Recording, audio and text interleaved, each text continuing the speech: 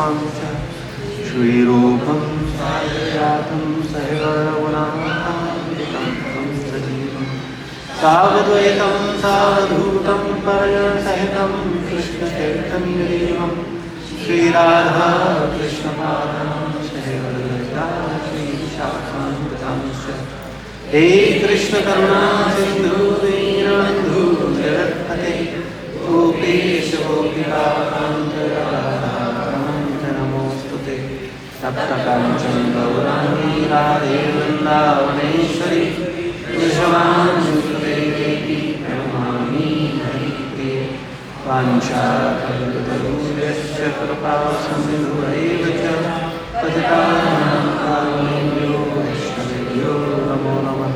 जय श्री कृष्ण जय जय प्रभु नित्यानंद श्री अद्वैत गदाधर श्रीवासादि गौरभक्तवृंद। हरे कृष्णा कृष्णा कृष्णा हरे हरे हरे राम राम राम हरे हरे। नमो विष्णुपादाय कृष्णपृष्ठाय भूतले श्रीमते भक्तिवेदांत स्वामी नमामि। नमस्ते सारस्वतदेवे गौरवाणी प्रचारिणे निर्विशेष शून्यवादी आचार्यदेवे नमामि।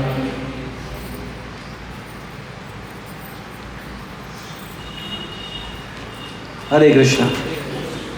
तो आप में से कितने भक्त ऐसे हैं जिन्होंने दीक्षा के लिए इंटरव्यू दिया था? ठीक है, तो जो लोग, बहुत से लोग अभी नहीं हैं, क्या कॉल किया सबको?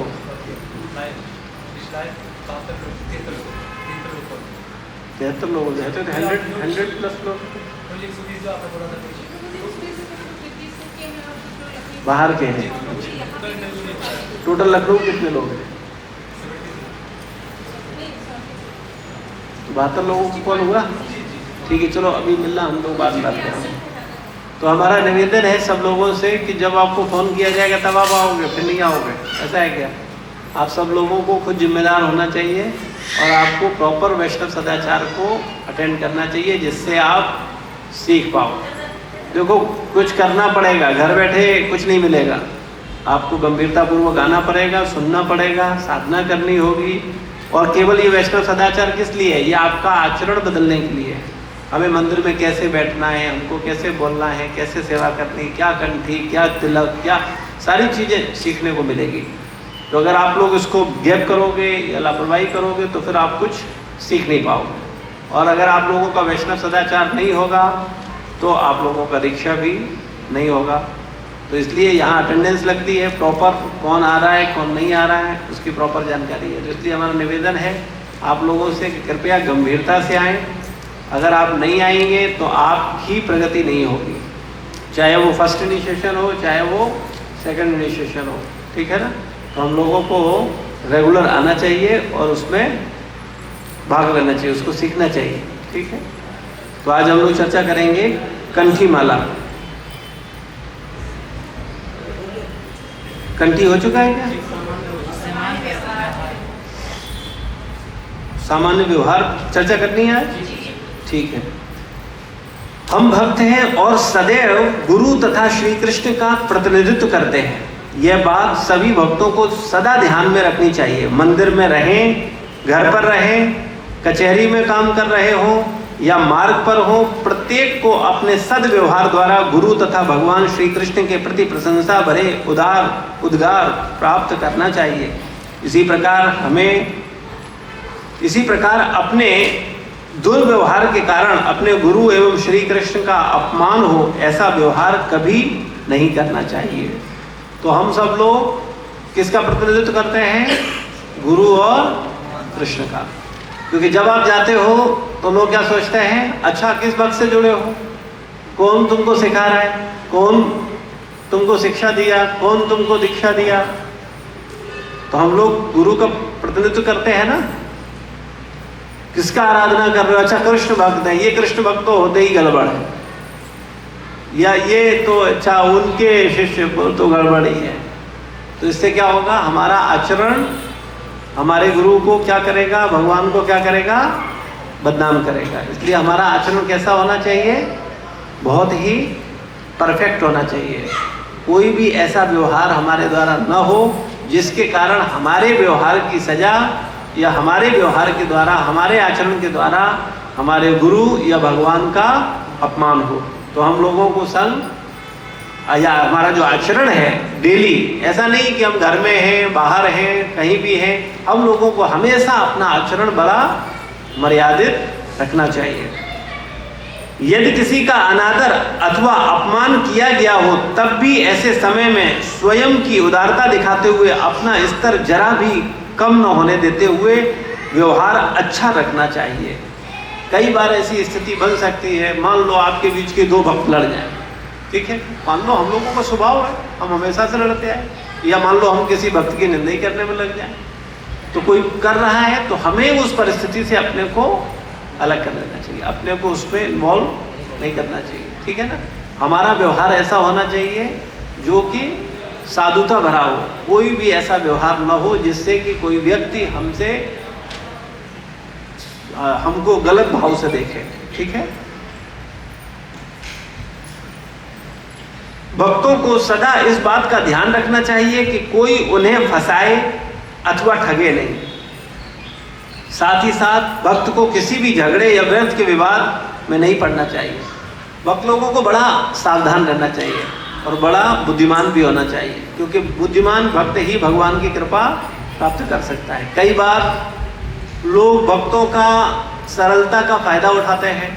ऐसे हमारे जीवन में कई ऐसे प्रकरण आए कि आपके बीच के ही भक्त बड़े अच्छा भक्त बन के दिखा रहे थे और बाद में उन्होंने क्या किया, किसी से 20,000, किसी से 40,000, किसी से 50,000 रुपये ले लिए और झूठ बात बोल करके। ऐसे भी लोग हैं। तो कौन किस लिए आ रहा है ये आप लोग नहीं समझते, तो हमें थोड़ा बुद्धिमान होकर के संग करना चाहिए। हमें अंधा विश्वास नहीं करना चाहिए और हमको सजग होकर के भक्तों का संग करना चाहिए। कौन किस स्वरूप में आए और उसका क्या भाव है हम क्या जाने। कोई आगे बढ़िया यहाँ प्रसाद रखे, टेबल रखे, माला लाए, माला पहनाए, तो और आप लोग क्या सोचेंगे, ये तो बड़े अच्छे भक्त हैं, तभी तो प्रभु जी के साथ हैं, ऐसा सेवा कर रहे हैं, तो इसका मतलब है ये बहुत नज़दीक होंगे, ये तो दिन भर वो ऐसे है। और पता चले वही व्यक्ति आपको ठग ले। तो इसलिए, क्योंकि अब हमें कैसे पता चलेगा कौन किसके साथ क्या कर रहा है, तो इसलिए मेरा निवेदन है आप सब लोगों को बहुत जागरूक होकर के भक्ति करनी है, प्रचार करना है, सावधान होकर के, ठीक है। माताओं को प्रयास करना है, माताओं से बात करें। अगर कहीं भी किसी भी भक्त के द्वारा ऐसा व्यवहार लगता है कि उसके बात करने में गलत आचरण है या गलत भाव है, तो ऐसे व्यक्ति से बात करना बंद कर देना चाहिए। उससे बात ही नहीं करनी चाहिए, बल्कि उसकी कंप्लेंट जरूर हमको बताएं, जानकारी दें, ठीक है। प्रभु जी का कर्तव्य है, क्योंकि जब भक्तों का समूह होता है तो हमें हमेशा ध्यान रखो, माला गीला नहीं होना चाहिए, शिष्टाचार के विरुद्ध है। माला पहनाना ही केवल फॉर्मेलिटी नहीं है, हमको पता होना चाहिए कि हमें माला कैसा पहनाना है। तो हम लोग बात कर रहे हैं, भक्तों को सदा ध्यान रखना चाहिए कि उन्हें कोई फंसाए अथवा ठगे नहीं, इसलिए बहुत सावधान रहने की जरूरत है, ठीक है ना। कोई व्यक्ति अपने को बहुत अच्छा दिखा सकता है, लेकिन वो अच्छा दिखा किस लिए रहा है?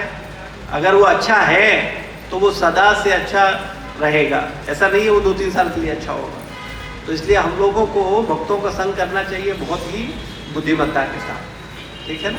और अगर कहीं भी आपको लगता है कि नहीं ये है, तो उसके विषय में ज़रूर पूछना चाहिए। कोई कुछ कहता है, कोई आपको लगता है कि अरे ये पैसा मांग रहा है, या ये ऐसे कर रहा है, या वो ऐसे बोल रहा है, आपको लगता है कि ये संदिग्ध व्यवहार है या अचानक ऐसा क्यों, तो निश्चित रूप से हमसे डिस्कस करो, हमसे बात करो, तब ही उसको करो, वरना मत करो। कोई भाग लेने की जरूरत नहीं है। तो हमको थोड़ा जागरूक रहना पड़ेगा, जिससे कि हम गलत लोगों के शिकार न बन पाए। और अगर आपको लगता है किसी भी भक्त का संदिग्ध आचरण या उसका व्यवहार, तो निश्चित रूप से हमको बताओ, जिससे कि हम अन्य भक्तों को ठगने से बचा दें। कई बार लोग बताते ही नहीं है, ऐसा एक भक्त है, मैं प्रैक्टिकल नाम नहीं लूँगा, लेकिन मैं जिसने किया उसको भी नहीं, जिसके साथ हुआ उसका भी नहीं, लेकिन आपको समस्या जरूर बताऊंगा कि कैसी समस्याएं बनती हैं। एक भक्त ने क्या किया, एक भक्त को बोला कि भाई हमारे पिताजी की तबीयत खराब है, उनका ऑपरेशन हुआ है, बस 20,000 रुपये कम पड़ रहे हैं। सोचा अरे भाई रोज मंदिर आता है, इतना सेवा करता है, गुरु जी को माला बनाता है, ये करता है, वो आगे आगे सारी सेवाएं करता था। तो अभी लोगों ने सोचा भाई जरूरत होगी, उसको ट्रांसफ़र कर दिया।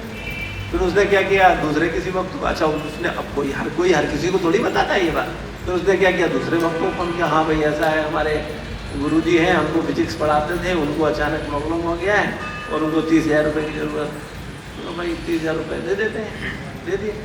ऐसे करके कम से कम 5-6 भक्तों को ये हुआ, और सब देते कि किसी ने हमसे कोई बात नहीं बताई।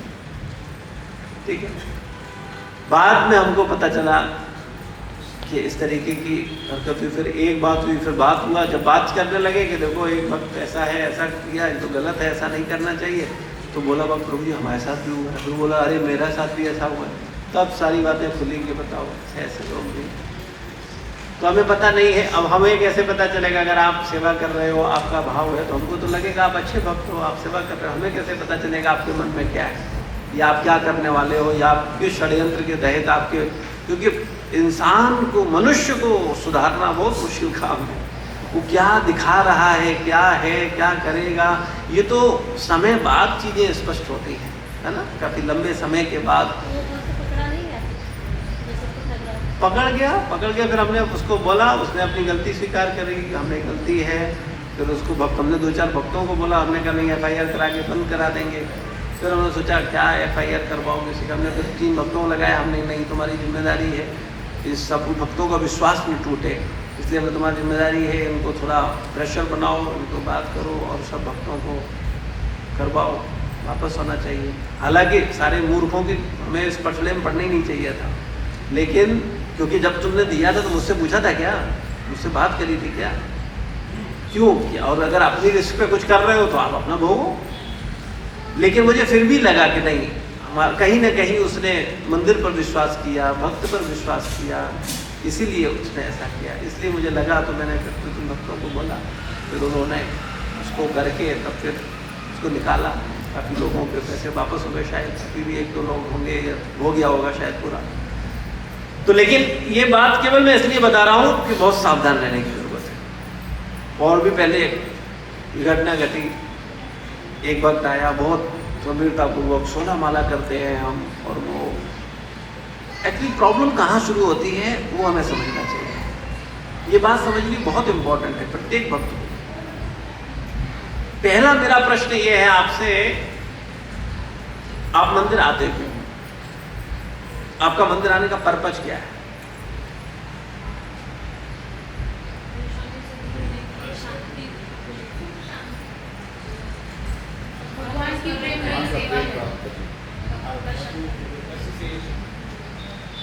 आप मंदिर में आते हो भगवान और गुरु परंपरा से संबंध स्थापित करने के लिए।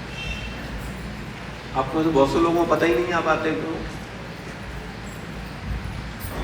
मंदिर आने का पर्पज क्या है? आप भगवान और गुरु परंपरा के साथ संबंध स्थापित करने के लिए, उनकी सेवा करने के लिए आप आते हो, उसी रियल भाव, ठीक है ना।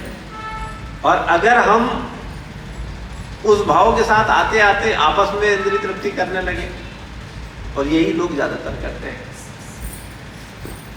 2 लोग मिलेंगे, आएंगे, अच्छा माता जी आप कहाँ रहते हो? बोले आशा नहीं रहते हो? अच्छा हम रजनीखंड में रहते हैं। ठीक है, क्या करते हो? अच्छा आपके पति देव बिजली विभाग में, हमारा बिल जमा नहीं हुआ है, हम आप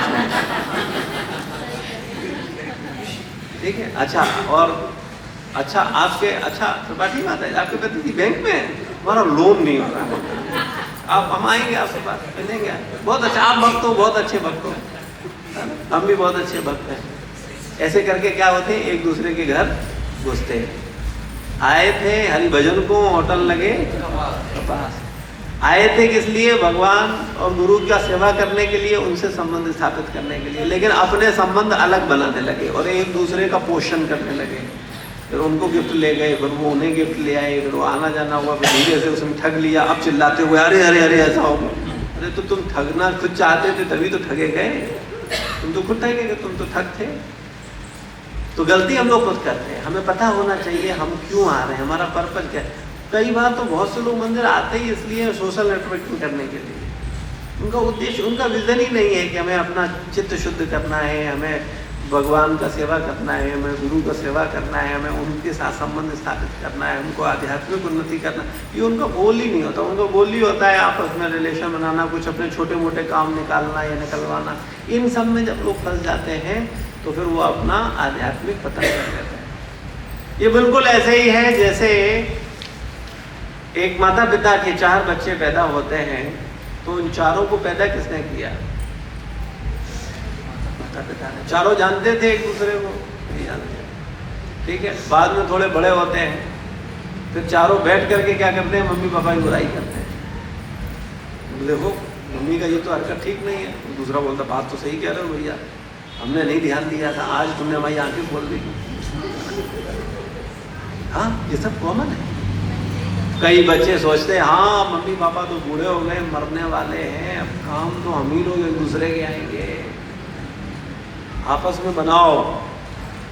तुम भैया के साथ जाओगे तो भाई भी तुम्हारे साथ खड़ा हो जाओ, तुम बहन की मदद करोगे तो मम्मी, इनका तो जाने का टाइम हो रहा है। ऐसी चेतना के जो लोग होते हैं उन्हें क्या प्राप्त होता है? ऐसे ही आध्यात्मिक जीवन में जब वो आते हैं तो उनको पैदा करने वाला कौन होता है? गुरु। वो उनको आध्यात्मिक जन्म देता है, उसको आध्यात्मिक चेतना देता है, उसको आध्यात्मिक भाव देता है, उसको पैदा करता है, भक्ति में पैदा करता है, उसके हृदय में भक्ति पैदा करता है, उसको भक्त बनाता है, उसको क्रिएट किया है। और उसके बाद में वो व्यक्ति क्या करे? आपस में एक दूसरे को बोले चलो अच्छा ऐसा करो, हम लोग वृंदावन धाम आते हैं। तो कौन कौन चलेगा? बोले अच्छा चलो, हाँ अच्छा हाँ चलो, तुम चलो तुम चलो तुम चलो, ठीक। और चारों मिल करके वृंदावन धाम जाएंगे और उसके बाद जा करके वो उसकी इंद्रिय तृप्ति करेगा, वो उसकी करेगा, और अल्टीमेट अपनी इंद्रिय तृप्ति करके ही वापस आ गए। तो पहले दूसरे तरीके से इंद्रिय तृप्ति करते थे, अभी दूसरे तरीके करना हमें इंद्रिय तृप्ति है।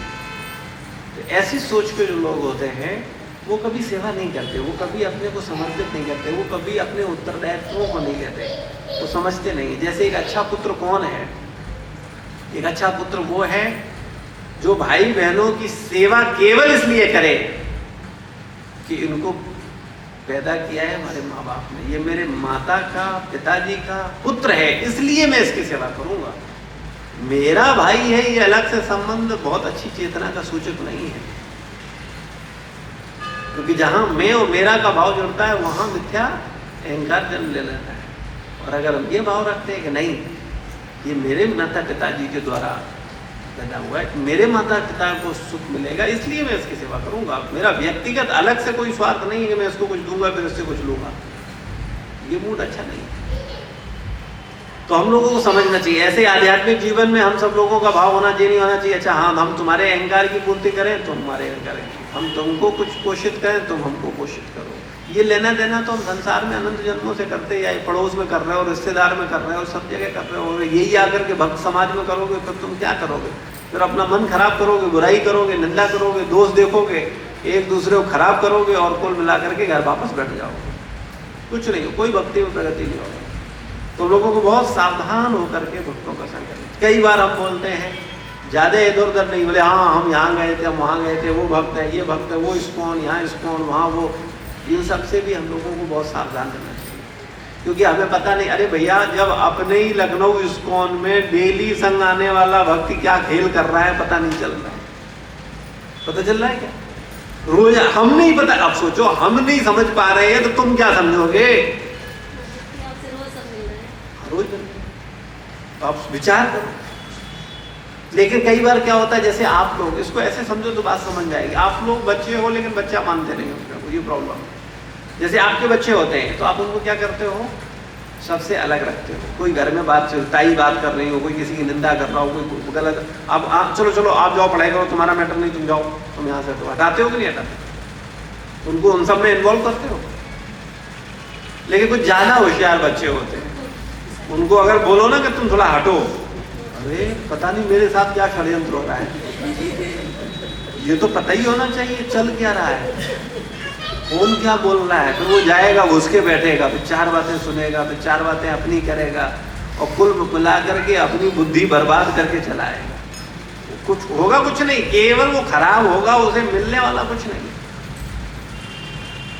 तो जब तक अगर हम एकनिष्ठ नहीं है, हमारे प्रति हमारा इतना फेथ ही नहीं है, हमारा विश्वास ही, तो तुम क्या सीखेंगे। हम लोग यही सब मूर्खताएं करते हैं और ऐसे करके एक दूसरे को ठगते हैं, और हम लोग अनंत जन्मों से ये सब करते चले आ रहे हैं।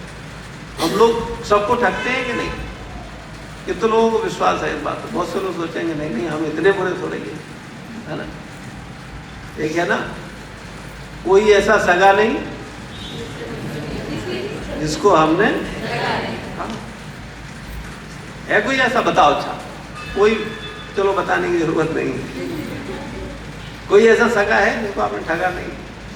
हमारी चेतना में है। तो जब हमने किसी को नहीं छोड़ा है, तो अभी क्या 2 साल से 4 साल से 10 साल से हम भक्त बन गए, तुम छोड़ देंगे किसी को?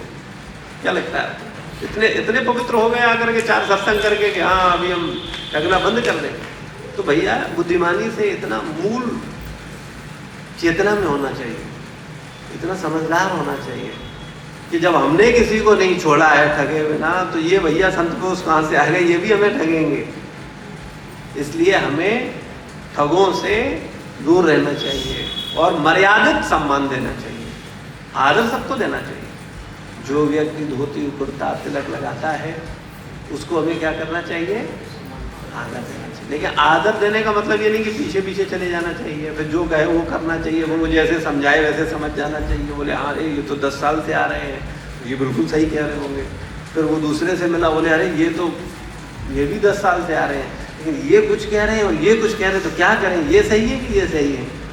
इन्हीं सब कचरों में अपने को फंसा करके और हम अपने को खराब कर लेते हैं। तो हम लोगों को इन सब में नहीं फंसना है। बहुत सावधान होकर के हमें भक्ति करनी है, सबको रिस्पेक्ट देनी है, सबको आदर करना है, लेकिन हमारा भाव, फेथ, विश्वास हमको करना है भगवान और गुरु परंपरा के आचार्यों पर। उन पर हम ट्रस्ट कर सकते हैं, है ना। लेकिन हम आपस में एक दूसरे पर ट्रस्ट नहीं कर सकते, और अगर करेंगे तो हम क्या करेंगे? एक दूसरे को ठगेंगे। क्योंकि इसलिए इसको समझो, बड़ा देखो ये संसार की बीमारी है, इसको बुरा मानने की किसी को जरूरत नहीं है, लेकिन ये सच्चाई है। जब हम बता रहे हैं आपको उदाहरण के साथ कि जब हमने किसी को छोड़ा नहीं है बिना ठगे, तो सामने वाले से हम कैसे उम्मीद कर रहे हैं कि ये हमें नहीं ठगेगा? हम संग होते ही एक दूसरे को ठगने के लिए। और ठगने का मतलब क्या होता है? एक होता है प्यार और एक होता है व्यापार, ठीक है ना। प्यार में क्या होता है? हम मिलते हैं किस लिए? केवल देने के लिए। और व्यापार होता है,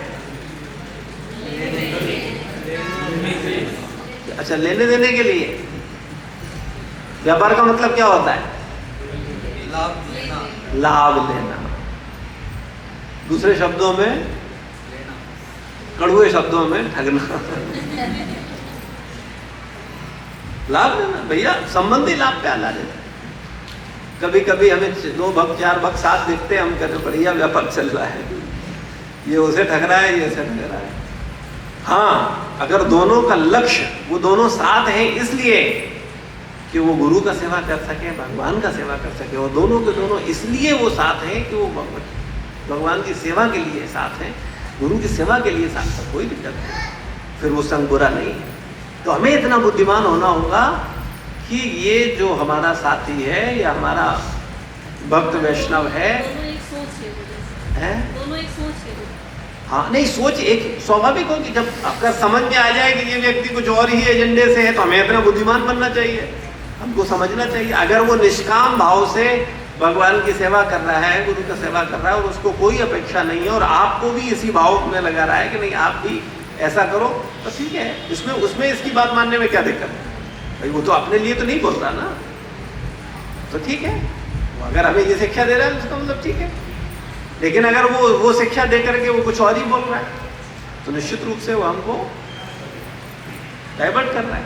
तो हमको थोड़ा बुद्धिमान होना पड़ेगा। भक्त का मतलब अंधानुगमन नहीं, भक्ति का मतलब शार्प, बुद्धिमान, क्या है, क्यों है, कैसे है, तो हमको पता होना चाहिए। ना हमें किसी और को ठगना है और ना हमें अपने को ठगवाना है। ये कब नहीं होगा? जब आपका लक्ष्य क्लियर होगा या आप आ रहे हो एकमात्र भगवान और गुरु की सेवा करने के लिए, उनको संतुष्ट करने के लिए। ये अगर आपका कॉन्सेप्ट क्लियर होगा तब आप एक दूसरे को नहीं ठगोगे। और अगर बस यही क्लियर नहीं है तब क्या होगा? फिर आप एक दूसरे का पोषण करना शुरू कर दोगे और अपनी मूल स्थिति से गिर जाओगे। तो अपने को सावधान रहना है।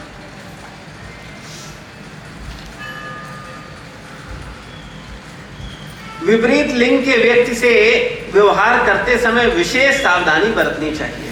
प्रभु जी को माताओं से बात करनी नहीं चाहिए, माताओं को प्रभु जी से बात करनी नहीं चाहिए, मर्यादित बात करनी चाहिए। ठीक है, शास्त्र में बताया गया कभी भी एकांत कमरे में अपनी पुत्री से भी बात न करें, यहाँ तक बोला गया। तो आप कहेंगे अरे शास्त्र लिखने वाला इतनी गंदी सोच का व्यक्ति है ना?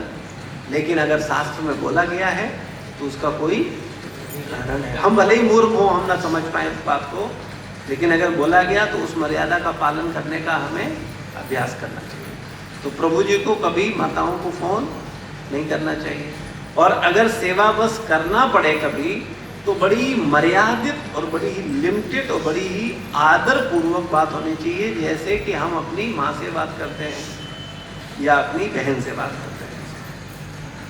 और माताओं को भी इतना बुद्धिमान होना चाहिए कि भगवान ने माताओं को एक विशेष शक्ति दी है कि वो किसी भी व्यक्ति के भावनाओं को, किसी भी व्यक्ति के गलत आचरण को तुरंत परख लेती है कि ये आदमी ठीक नहीं। तो अगर हमको लगता है कि वो ठीक नहीं है तो उस व्यक्ति को शुरुआत में ही विनम्रता पूर्वक समझा देना चाहिए, डांट देना चाहिए, जिससे कि वो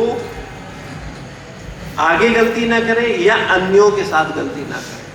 तो इसलिए हम लोगों को थोड़ा माताओं को बुद्धिमान होना चाहिए।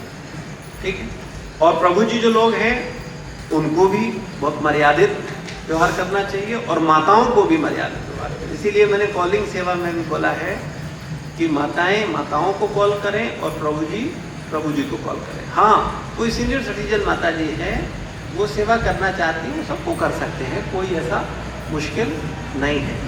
कोई मैच्योर है, ठीक है, लेकिन विशेष रूप से मर्यादा का पालन करेंगे तो हम हमेशा सुरक्षित रहेंगे।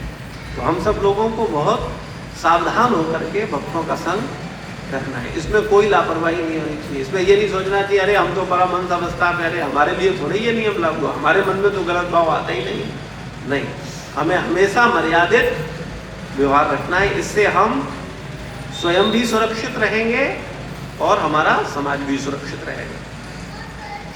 श्री रूप गोस्वामी कहते हैं कि भक्तों को अपने सामान्य व्यवहार के प्रति कभी भी असावधानी नहीं बरतनी चाहिए। दूसरे शब्दों में कहा जाए तो भक्तों को अपनी मूलभूत औपचारिकता, सभ्यता एवं मान अपमान के व्यवहार को सांसारिक समझकर स्वयं को उनके परे पहुंचा हुआ दिव्य व्यक्तित्व समझकर उसकी उपेक्षा नहीं करनी चाहिए। ऐसा नहीं सोचना चाहिए अरे हम तो बहुत ऊपर हैं, हमारे मन में तो ऐसा है नहीं, हम तो उसको भी सोचते नहीं, अरे हम तो दिव्य पुरुष हैं, हम स्त्री पुरुष में भेद ही नहीं करते हैं, हम तो लगता ही नहीं हमें कोई अंतर है। इस तरीके की मूर्खतापूर्ण बातों का कोई औचित्य नहीं है। अपने को महान और दिव्य समझाने की या समझने की गलतफहमी के शिकार हम लोग कभी न हो। किसी से भी स्वयं के पैर स्पर्श हो जाने पर अपराध माना जाता है। मंदिर में बैठे हुए लोगों के बीच में मार्ग से रास्ता निकलना हो तो थोड़ा सा झुककर हाथ आगे करके हमें मार्ग चाहिए ऐसा संकेत करते हुए, जिससे बैठे हुए लोग एक तरफ हटकर रास्ता दें। यदि अनजाने में अपने पैर का स्पर्श किसी को हो गया हो तो तुरंत धीरे से उसके शरीर को दाहिने हाथ से स्पर्श करते हुए हाथ को अपने मस्तक पर लगाना चाहिए। भगवान विष्णु के नाम स्मरण करना चाहिए। ऐसा करने से अपराध नष्ट हो जाता है। हम लोगों को भक्तों का संग बहुत सावधान हो गई। ये सावधान हो के भक्त कौन संग कर सकता है? एक भक्तों में बड़ी बीमारी आती है, उनको लगता है अब हम बहुत श्रेष्ठ हो गए, अब हम कुछ भी कर सकते हैं। वो कब मुंह के बल गिरेगा उसका कोई पता नहीं। जो अपने को महान मानता है वो उतनी जल्दी मुंह के बल गिरेगा। इसलिए हम लोगों को महान मानने की भूल नहीं करनी चाहिए। हमको हमेशा अपने को सबसे निम्न मानना चाहिए। जो भक्त अपने को सबसे छोटा मानता है वो सबको आदर कर सकता है, वो सबको रिस्पेक्ट दे सकता है। उसके लिए रिस्पेक्ट देना बड़ा स्वाभाविक हो जाता है। लेकिन जो व्यक्ति किसी को आदर नहीं करता, वो अपने को महान मानता है, तो वो क्या करेगा? वो सबसे आदर चाहेगा, लेकिन स्वयं आदर नहीं करेगा। तो ऐसा भाव उसको गिरा देता है। तो हम लोगों को हमेशा ऐसा प्रयास करना चाहिए कि हम सबको श्रेष्ठ मानें। और अगर गलती से किसी को पैर लग जाए तो हमको दाहिने हाथ से क्या करना चाहिए? उसको स्पर्श करके माथे पर लगाना चाहिए, क्योंकि गलती से हमारा पैर लग गया तो अपराध न हो, क्षमा मांगनी चाहिए, है ना। दूसरा, अगर भीड़ बैठी है और आपको निकलना है तो हमको हाथ से इशारा करते हुए, तो मुझे थोड़ा सा स्पेस, इशारा करते हुए, झुक करके इशारा करते हुए विनम्रता पूर्वक आप रास्ता मांगेंगे तो क्या होगा? लोग पैर उठा करके आपको रास्ता देंगे और आप आसानी से। लेकिन फिर भी अगर निकलते समय गलती से भूलवश किसी से पैर स्पर्श हो जाए तो आपको क्या करना चाहिए? तुरंत दाहिने हाथ से स्पर्श करके माथे पर लगाना चाहिए। लेकिन माताएं प्रभु को नहीं और प्रभु माता को नहीं, दूर से उनको प्रणाम कर सकते हैं, ठीक है। यह नहीं कि किसी माता को पैर लग गया तो हम उसको स्पर्श करके लगा रहे, नहीं। अगर स्पर्श करना है तो उसके नीचे जमीन को स्पर्श करके हमें माथे पर लगाना चाहिए, ठीक है। ये शिष्टाचार है, ठीक है। ऐसे ही माता का अगर किसी प्रभु को पैर लग गया या कोई हो गया तो हमें प्रभु का पैर या वो नहीं छूना है, हम प्रणाम कर सकते हैं, जमीन पर पैर छू करके माफ़ी मांग सकते हैं कि हमसे भूल हुई है। वैसे तो ना हम स्त्री हैं ना हम पुरुष हैं, लेकिन चूंकि हम बद्धावस्था में हैं इसलिए हम स्त्री और पुरुष के भाव से निकल नहीं पाते। हम सुखदेव गोस्वामी नहीं, सुखदेव गोस्वामी का अलग भाव था, वो स्त्री और पुरुष में भेद जानते ही नहीं थे। जबकि एक भागवत की घटना मैं आपको सुना करके आपको स्पष्ट करूंगा। एक तालाब में लड़कियां स्नान कर रही थी, ठीक, और वहां से सुखदेव गोस्वामी निकले जिनकी उम्र 16 साल थी, और वो स्नान करती रही, वो निकल गए और उसके पीछे आ रहे थे वेद व्यास जी। वेद व्यास जी जैसे ही आए तो उन्होंने सबने अपने अपने कपड़े पहन लिए। तो उन्होंने वेद व्यास जी को बड़ा खराब लगा कि अरे मेरा 16 साल का लड़का निकला तो तुम्हें कोई फर्क नहीं पड़ा, और मैं 60 साल का बूढ़ा निकल रहा हूं तो तुम कपड़े पहन रहे हो, ढाक रहे हो, ये क्या बात है, ये समझ। तो उन माताओं ने कहा कि आपकी पुत्र में स्त्री और पुरुष में भेद नहीं है, वो उस अवस्था से ऊपर है, उसके मन में ये सब है ही नहीं। लेकिन वो चीज आप पे मुझे महसूस हुई, इसलिए हमने। तो आप सोचो, विचार करो। तो हम में से कोई सुखदेव गोस्वामी है? वेद व्यास जी जो कि 4 वेद 18 पुराण 108 उपनिषद को देने वाले हैं, ठीक है, उनका दृष्टि में भेद हो सकता है, तो हम लोगों का क्या स्तर है? कोई स्तर है हम लोगों का? तो इसलिए हम लोगों को हमेशा मर्यादित व्यवहार रखना चाहिए। कभी भी अमर्यादित व्यवहार बड़ा घातक है। भक्ति से तो जाएंगे ही जाएंगे और संसार में भी किसी को मुंह दिखाने लायक नहीं रहेंगे। तो इसलिए हम लोगों को बहुत सावधान होकर के माताओं का संग करना चाहिए और माताओं का प्रभु जी का संग करना चाहिए। शास्त्रों के अनुसार 2 ब्राह्मणों या भक्तों के मध्य से जाते समय यदि हाथ दिखाकर हम मार्ग नहीं मांगते तो हमारा संपूर्ण ज्ञान नष्ट हो जाता है। सोचो कितना कुछ लिखा है शास्त्रों में। हम अपने अहंकार में यूं ही निकलते चले गए, किसी को पैर मारा, किसी को लात मारा, यूं ही निकल गए, तो क्या होगा? हमारा जो ज्ञान है वो सब क्या होगा? नष्ट हो जाएगा। तो इसलिए हम लोगों को वैष्णव सदाचार का पालन बड़े दृढ़ता के साथ और बड़ी जिम्मेदारी के साथ करना चाहिए। प्रवचन वर्ग। प्रवचन के दौरान अत्यंत शांत एवं एकाग्रचित्त होना चाहिए। सोने वाले, आलसी अथवा बातूनी भक्त प्रवचनकार को निरुत्साही बनाते हैं, श्रोताओं का ध्यान विचलित करते हैं इस प्रकार का व्यवहार गुरु एवं परंपरा को कलंकित करता है। ठीक है ना? तो कई बार श्रोता लोग प्रवचन में सुनते हैं तो बैठे हैं तो क्या करेंगे,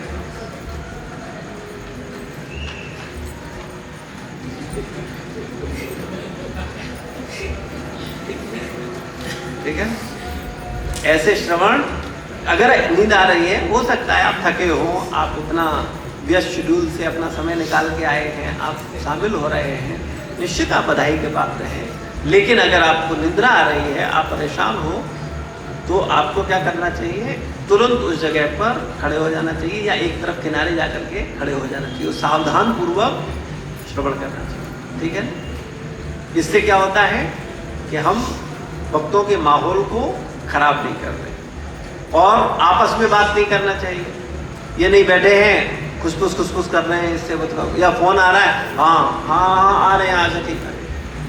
हम लोगों को श्रवण करते समय मोबाइल फोन को हमेशा साइलेंट मोड पर लगा देना चाहिए और बहुत ही ध्यान पूर्वक श्रवण लेना चाहिए, जिससे कि हम जिसके लिए आए हैं वो कार्य ईमानदारी से पूरा हो सके। ठीक है? यदि किसी को अत्यंत नींद आ रही हो तो उसे एक तरफ दीवार के किनारे जाकर खड़ा हो जाना चाहिए। इससे पहले मंदिर में बैठने के संदर्भ में सुझाए गए नियमों का अक्षर से पालन करना चाहिए। प्रवचन के दौरान मंदिर में अथवा जिस स्थान पर प्रवचन हो रहा है उस कमरे में अंदर बाहर घूमना वर्जित है, क्योंकि इससे प्रवचन में बाधा उत्पन्न हो सकती है। कई बार लोग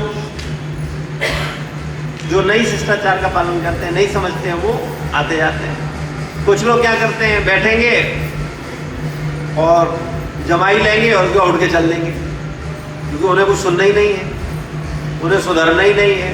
वो तो गलती से किसी भक्ति की कृपा से आके बैठ गए, अब उन्हें सब काम जरूरी लग रहे हैं, छोड़ उसको सत्संग के। तो ऐसा भी एक सत्संग में बैठेगा, उसको सारे काम इंपॉर्टेंट लगेंगे और वो उठ करके चल देगा।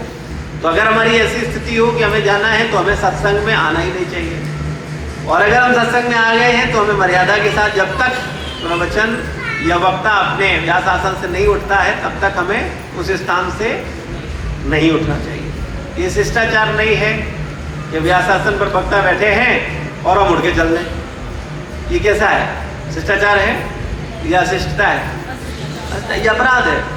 ये सब करने से क्या होता है, व्यक्ति की भक्ति नष्ट हो जाती है, भक्ति नहीं रहती उसके अंदर। वो आता जाता रहेगा मंदिर, लेकिन उसकी जो चेतना है, जो भावना है, जो उसकी श्रद्धा है, जो उसके अंदर आदर है, वो नष्ट हो जाए। तो इसलिए हम लोगों को इन सब का पालन करना चाहिए। ये नहीं है कि हम इधर से उधर घूम रहे हैं, उधर से इधर जा रहे हैं, प्रवचन चल रहा है वहाँ तक, या आपस में बात कर रहे हैं। भले ही सेवा की बात हो, भले ही सेवा से संबंधित बात हो, हमें क्या करना चाहिए, बड़ी मर्यादा के साथ उस स्थान से बाहर जाना चाहिए और बाहर जा करके वो बात करनी चाहिए। मान लो किसी की बहुत इंपॉर्टेंट कॉल आ गया या कोई बहुत इमरजेंसी कॉल है, तो बड़ी विनम्रता पूर्वक मोबाइल लेकर के, बड़ा झुक करके, क्षमा मांगते हुए, माफी मांगते हुए किनारे बाहर जा करके एक तरफ बात करनी चाहिए। ठीक है? ऐसा बहुत विपरीत परिस्थिति में होना चाहिए। माता पिता को अपने बच्चों का ख्याल रखना चाहिए। यदि बच्चे शोर मचा रहे हो तो उन्हें मंदिर से बाहर ले जाना चाहिए। ठीक है? मान लो किसी छोटे बच्चे हैं, अब वो रो रहा है और माता जी लगी हुई है उसको छुपाने में, बेटा यहीं चुप हो जा। ठीक है? तो हम लोगों को क्या करना चाहिए, हमें ये सोचना चाहिए कि मेरे कारण अन्य सब भक्त डिस्टर्ब हो रहे हैं। तो हमें अपने ज्ञान अर्जन के लिए या अपनी प्रसन्नता के लिए ऐसा नहीं करना चाहिए कि उस माहौल को खराब होने देना चाहिए। हमको तुरंत उस स्थान से बाहर जा करके बच्चों को चुप कराना चाहिए, या किसी को बच्चों को जिम्मेदारी देनी चाहिए। वो लोग बच्चों को देखेंगे और आप, जैसे कि इस समय 6 बजे से 7 बजे तक प्रत्येक बच्चे के लिए ऊपर संस्कृत क्लास होती है, उनको संस्कृत सिखाई जाती है, उनको बताया जाता है। तो बच्चों को माता पिता वहाँ छोड़ सकते हैं और माता पिता मंदिर में सत्संग यहाँ कर सकते हैं। संबंधित एवं प्रासंगिक प्रश्नपूर्ण नम्रता पूर्वक पूछे जाएं। हाँ, प्रश्न में भी व्यक्ति को क्या करना चाहिए, जो संबंधित प्रश्न है और मर्यादा के साथ और बड़ी विनम्रता के साथ प्रश्न करना चाहिए। ये शिष्टाचार होता है कि एक अच्छा भक्त प्रश्न पूछने से पहले वक्ता का गुणगान करता है। जो उसको अच्छा लगता है, जो उसको हृदय में अच्छा लगा। पहले वो 2 शब्द अपने विनम्रता पूर्वक बोलता है और उसके बाद में विनम्रता पूर्वक प्रश्न करता है। चैलेंजिंग मूड में प्रश्न नहीं होना चाहिए, या गुरु या वक्ता का परीक्षा लेने के लिए प्रश्न नहीं होना चाहिए। हमको आदर पूर्वक विनम्रता के साथ जिज्ञासा करनी चाहिए। श्रीमद् भागवतम अथवा भगवद गीता प्रवचन के समय प्रवचन करता जिस लय में श्लोक गा रहे हो उसी लय में दूसरे को भी अनुकरण करना चाहिए। जैसा वक्ता बोल रहा है वैसे ही पीछे बोलना चाहिए, अपनी अलग धुन नहीं निकालनी चाहिए। मान लो कोई हरे कृष्ण महामंत्र गा रहा है जिस धुन में, उसी धुन में हमें रिपीट करना चाहिए। अगर मान लो हम उस धुन में रिपीट कर नहीं पा रहे हैं तो हमें चुप हो जाना चाहिए, फिर हमको रेखने का अभ्यास नहीं करना चाहिए। कुछ लोग होते हैं वो मानेंगे नहीं, मतलब जान रहे हैं कि नहीं है, बेसुरा है, पूरा माहौल खराब कर रहे हैं, लेकिन फिर भी नहीं मानते। तो ऐसा आचरण हमें केवल अपनी प्रसन्नता के लिए नहीं करना। हम लोगों का हमेशा भाव होना चाहिए कि जो भक्त आए हैं इनको कैसे आनंद मिले, तब आपको आनंद मिलेगा। अगर आप सेवा कर रहे हो तो आपका मनोभाव ही होना चाहिए कि हमारी श्लोक पाठ से, हमारे कीर्तन से भक्तों को आनंद मिलना चाहिए। तो जो कीर्तन करने वाला भक्त है उसको भी देखना चाहिए कि हमारे पास जो ऑडियंस है वो कैसी है, क्या वो इस लय को गा पाएगी। अगर गा पाएगी तो उसे वही गाना चाहिए। उसको अपने को ज़्यादा उत्साह एक्सपर्ट दिखाने के लिए, उस्ताद दिखाने के लिए, उस्तादी दिखाने के लिए कुछ टिपिकल लय में नहीं गाना चाहिए, ठीक है। हाँ, अगर 4-6 भक्त हैं और वो लोग उस लय में गा सकते हैं सारे लोग, तो अन्य भक्तों को आनंद देने के लिए वो 5-6 लोग मिलकर के गा सकते हैं। लेकिन हमारा इंटेंशन क्या है वो बड़ा क्लियर होना चाहिए। हमें कभी भी अपने को महान दिखाने की कोशिश नहीं करनी चाहिए, चाहे भले ही ज्ञान के माध्यम से हो या फिर कीर्तन के माध्यम से हो या किसी सेवा के माध्यम से हो।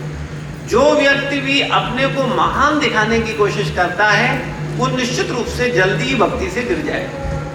तो हमको बड़ा सावधान रहना चाहिए। हमको कभी महान बनने की कोशिश नहीं करनी चाहिए, हमें एक सच्चा सेवक बनने की कोशिश करनी चाहिए। ऐसा भाव रखने पर आपके अंदर भक्ति भावना का विकास होगा, अदरवाइज भक्ति भावना नष्ट हो जाएगी। भक्ति बड़ी सूक्ष्म है। भक्ति को आचार्यगण बताते हैं कपूर की तरह है। कपूर को क्या करते हैं हम लोग, ढक करके रखते हैं, तो कपूर कैसा होता है, सुरक्षित होता है। और अगर उसको खुला रखेंगे तो क्या होगा, उड़ जाएगा। ऐसे ही जो लोग अपनी भक्ति का प्रदर्शन करते हैं, मैं ऐसा कर रहा हूँ, मैंने ये किया, मैं वो किया, मैं ऐसा कर रहा हूँ, अब आने वाले समय ऐसा करूँगा, फिर ये करूँगा, तो ऐसे लोग क्या है, फिर भक्ति से वो गिर। इसका मतलब अभी वो भक्त बने ही नहीं। जो अपने को दीन मान, जो कहता है कि नहीं नहीं मेरा कोई योग्यता नहीं है, ये तो मैं केवल गुरुजनों की कृपा से कर पा रहा हूँ, ये मैंने ऐसे प्रभु जी ने बताया इसलिए मैं कर पा रहा हूँ, ये ऐसे किया, जो विनम्रता पूर्वक अपने को बताता है, ईमानदार होता है, वो व्यक्ति भक्ति में प्रगति करता है। जो अपने को सोचता है कि अभी नए लोग हैं, इनको थोड़ा इंप्रेशन जमाना है, अरे मैं तुम्हें ऐसा बताता हूँ, ऐसा करो, नहीं नहीं, हमें बड़ा विनम्रता पूर्वक ये स्वीकार करना चाहिए कि हमको हमने प्रभु जी के मुख से ऐसे सुना, हमने गुरु जी के मुख से ऐसे सुना, हमने प्रभुपाद जी को ऐसे पढ़ा, वहाँ ऐसा बताया गया, इसलिए ऐसा पालन हम लोगों को करना चाहिए। हमारी कोई योग्यता नहीं है, लेकिन ये हमने अपने गुरुजनों से सुना। ऐसा विनम्रता पूर्वक अगर हम बात करेंगे तो उस बात का भी उस पर प्रभाव होगा और हम भी बच जाएंगे, हम भी गिरेंगे नहीं। क्योंकि अहंकार सबसे खतरनाक, जहाँ मैं और मेरा का विशेष भाव आता है वो हमें भक्ति से गिरा देता है। उसके बाद जब भक्त श्लोक बोलते हैं तब पहले वरिष्ठ भक्तों को उच्चारण करने दिया जाए, बाद में दूसरों को उच्चारित करने की कोई आपत्ति नहीं है। जैसे भागवत का श्लोक होता है सुबह सुबह, तो श्लोक बोर्ड पर लिख दिया जाता है, तो पहले 3 बार वक्ता बोलता है या शासन पर जो विराजमान है, उसके बाद वो चुप हो जाता है और प्रभु जी को बोलने को बोला जाता है। तो प्रभु जी को तैयार नहीं होना चाहिए अभी बिल्कुल जैसे चुप हो हम बोलना शुरू करें, नहीं, तो चुप होकर के हमसे अगर सीनियर बैठे हैं तो हमें उनको बोलने के लिए पहले देना चाहिए, हमको नहीं बोलना चाहिए। ये अशिष्टता है। हमसे जो बड़े हैं, हमसे जो पहले से दीक्षित हैं, हमसे जो पहले भक्ति में आए हैं, उनको हमें आदर देते हुए उनको बोलने देना चाहिए। अगर वो बोल लें और हमसे सीनियर कोई नहीं है तो फिर हमें बोलने का प्रयास करना चाहिए। या भले ही सीनियर हो, नहीं बोल रहे हैं अगर, और आप देख रहे हो कि नहीं वो बात कर रहे हैं, वो भी नहीं बोल रहे हैं, वो भी उच्चारण नहीं करते, तो आप विनम्रता पूर्वक मानसिक प्रणाम करके उच्चारण कर सकते हो। हमारा आचरण बड़ा पवित्र होना चाहिए। उसके बाद माताओं को बोला जाता है, तो माताओं को भी ये देखना चाहिए कि हमसे कोई सीनियर माता तो नहीं है, हमसे कोई ज़्यादा वरिष्ठ माता तो नहीं है, तो पहले वो उच्चारण करेंगी, बाद में हम करेंगे। ये नहीं हम तो बड़ा अच्छा बोल लेते हैं, अभी देखो हम बोलते हैं, ठीक है। तो ऐसा भाव हम लोगों को नहीं रखना चाहिए। आरती, आरती कैसे करते हैं, आरती क्या है, इसके विषय में और महाप्रसाद के विषय में हम लोग अगले संडे को चर्चा करेंगे। श्रील प्रभुपाद की जय, गुरु महाराज की जय, समस्त भक्त वृंद की जय। कोई प्रश्न, कोई जिज्ञासा आपका तो पूछ सकते, किसी भक्त का कोई प्रश्न, कोई जिज्ञासा?